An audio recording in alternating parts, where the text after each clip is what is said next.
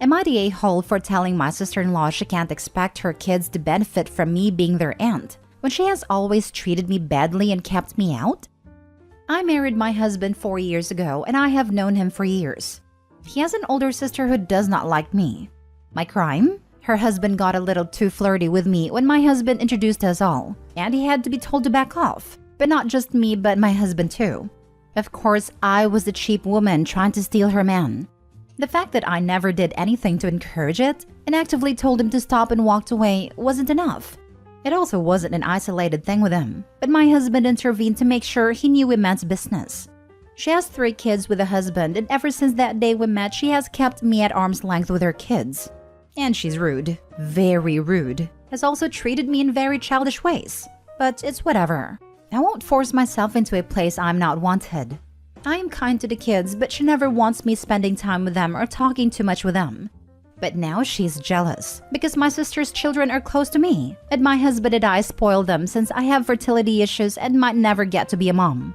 She called my husband out first, and he told her that her kids were welcome, but he wasn't going to take money we earned together and tell me I need to stay home or not speak to her kids while they're with him/us. She then confronted me and accused me of treating her children badly. I told her she can't treat me badly, keep me out of her kids' lives, and expect them to benefit from me being their aunt. I told her I would love to spoil her kids too, but if I'm not welcome, then I can't. She said I was taking our issues out on her kids. Maybe I said things wrong here. Am I the a-hole? Now for the top comments. I'm gonna say everyone sucks here. I think sister-in-law is pretty obvious on your part. I realize she's forcing this. But what I don't hear here is your husband discussing this with her or with her husband and just cutting her out of the discussion. This is coming from a petty dispute between you two. And for some reason, neither husband has gotten involved to try to work this out, according to what you have shared here. So from that level, I don't think you've done enough to resolve this for the kids. You are both making the kids suffer because of your own issues with each other. Have your husband and hers had an active involvement in either prolonging this or fixing it? My husband tried to fix things, but she thinks I'm a cheap woman out to steal her husband. After that, he could barely look at her when she called me that. Not the a-hole, but those kids don't deserve to be left out because their mom is like this. I'd find a way to do stuff for them in spite of their mom. I would hate for them to ever think you just didn't care for them. How would I do that without going against her boundaries? They are kids, even if it means them being left out. Anything outside of that, she could say I was kidnapping her kids. Not the a-hole. Play stupid games, win stupid prizes. To be fair, sister-in-law's kids aren't winning any prizes because of their mom. I know, and that's really sad. But mom is the blocker to the kids having a relationship and all the benefits that come with that. Not the a-hole. So she wants her money for her kids, but doesn't want you around, is rude, and actively works against her kids having a relationship with you. She's an entitled a-hole, and she has only herself to blame. Another human who decided to walk in shadow. The brother-in-law has to wear some of the blame too. I don't actually think the brother-in-law's to blame for the way sister-in-law is treating OP. Sister-in-law made a choice to blame OP and take out her frustration on OP instead of placing the blame where it's due.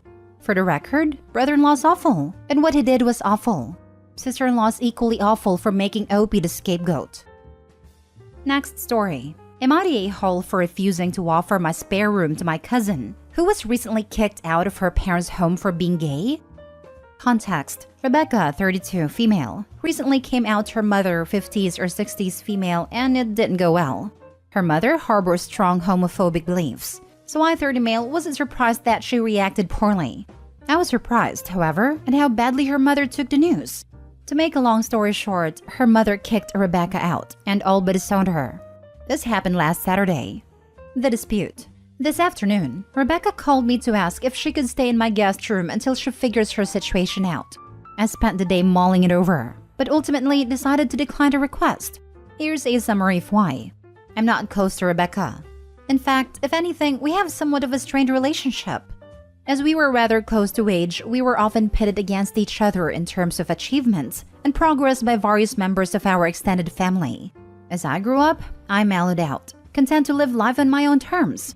Rebecca, however, always took every opportunity to tear me down. Her latest slew of attacks against me involving her demeaning my job and claiming that my job added no value to society. I have no faith that Rebecca will figure anything out within anything remotely resembling a reasonable time frame. She's not exactly a functional adult. She's on her third degree after dropping out of her first two. She can't hold down a job, even the simplest part-time ones. As far as I'm aware, she's been unemployed for almost 2 years at this point. Rebecca has relied entirely on her parents for almost every facet of her life, be it having meals cooked for her, the cleaning, and ironing of her clothes, everything. Rebecca is very much a child despite her age. I'm not Rebecca's only option. Several of my cousins have their own places, even if they're just renting. Rebecca can go stay at theirs until she figures her situation out. And, unlike me, my cousins actually have a relationship with Rebecca and think fondly of her. The fallout. While I didn't expect Rebecca to be happy with my decision, I didn't anticipate her blowing up at me either. She called me selfish, that I took family for granted, and even attempted to label me as a homophobic. Like I said above, I was never that fond of Rebecca, so her words did not bother me all too much. What did hurt me were the words of some of my other cousins who I do care about, also accusing me of being inconsiderate. They say that as I'm the only one of my cousins who own my own place, and that I have an unused room, I should be offering that room to Rebecca. I don't know. Should I? How much do you owe family, even if you don't like that family? Am I the a-hole? Not the a-hole. Rebecca's 32 years old, still living off her parents. Whoever takes her in will have a permanent house guest. Not roommate, house guest. Of course, the cousins want you to take her in. That way they don't have to. I'm surprised more people haven't mentioned her age. A 32-year-old getting kicked out of home and wanting someone else to support her? Hard pass. Right, she's accustomed to doing absolutely no adulting. Hasn't worked in 2 years. Whomever takes her in will need a whole skateboard, helmet, stick of dynamite / Looney Tunes Acme kit to get her out of their house. Not the a-hole. Well, the reason she got kicked out sucks. Rebecca's an a-hole who just so happens to be gay. It's your home, and based on your reasons listed and the information provided, I can't say you're in the wrong for what you did. Could it be seen as insensitive? Yes, and I do see it like that, as I'm a big proponent of supporting LGBT people as one myself.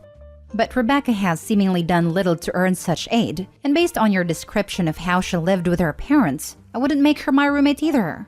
Her being family shouldn't give her the right to be an a-hole and freeloader in your home. I tend to think that the LGBT stuff is irrelevant here. It is a condition that caused her need, but it is not the cause for OP's denial of meeting that need. OP is being perfectly reasonable in saying no to Rebecca. Living with someone requires a relationship with a level of trust and respect that she and Rebecca do not share. While being sensitive to the fact that Rebecca just came out is important, it does not alter the fact that OP and Rebecca do not have the established relationship. That would make living together even a moderately okay idea. How much do you owe family?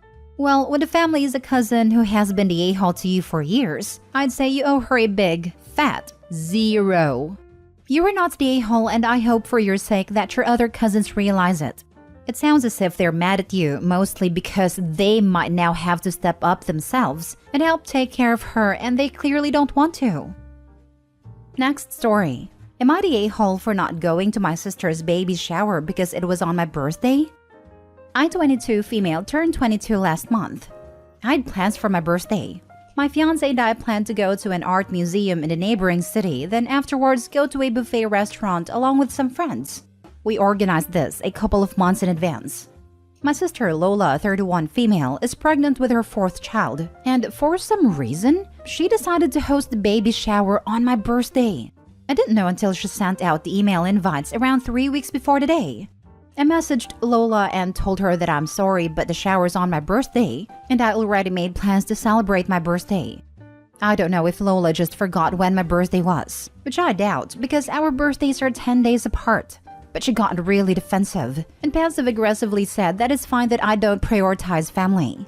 She told me I'm being selfish. Lola told our parents about it and they got mad at me and demanded that I cancel my plans to go to the baby shower and implied that my unborn nibbling will hate me if I don't. I ended up not going to the shower and everyone is royally angry with me. Lola has me blocked and everything, and my parents are demanding that I apologize to her. Now for the top comments. Not stay whole. You cancel plans for the first baby, but I'm surprised the fourth child even gets a baby shower. She should have plenty of baby supplies from the first three, so this just sounds like canvassing for free diapers. I feel it's okay to have a baby shower for the fourth, if the first three are the same gender and this one isn't. But sister is definitely entitled to demand sister to change her birthday plans for a lame baby shower. Not stay whole. Why can't the kids all wear the same clothes as infants? It doesn't really matter at that age. Yeah, that's true. But from reading this post, I bet the sister just wanted the attention. Not stay whole. Your sister had 22 years notice not to book that date, but I guess she doesn't prioritize family. This, accusing you of the very thing that she did and your parents supporting? I'm getting golden child vibes. Not stay whole, but your sister is. Pay her no mind, and good on you for sticking with your plans. Last story. Am I the a-hole for telling my sister she can't live with me or stay with me? I'm 18 female. I'm a high school senior who moved out of my parents' house a week after my 18th birthday and who does not plan to move back in. Ever. My sister is 16. And since we were little kids, our parents have pushed the idea that sisters are friends and that your sister is the person you put before all other friends. And you do whatever they need from you.